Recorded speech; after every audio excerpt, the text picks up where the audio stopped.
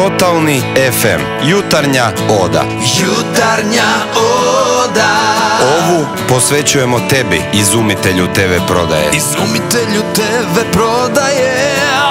Bez tebe ne bismo znali da postoji tako puno proizvoda bez kojih možemo živjeti. Neću. I to nije sve. TV prodaja je jedini program oko kojeg se žena i ja složimo da ga ne želimo gledati. Ali ni to nije sve. Nije sve. Hvala ti što je tvoj multifunkcionalni rezač sa oštricama od nehrđajućeg čelika skratio recept za bakinu pitu s 2 sata na 2 minute. I baku za 2 prsta. Ali i to još uvijek nije sve.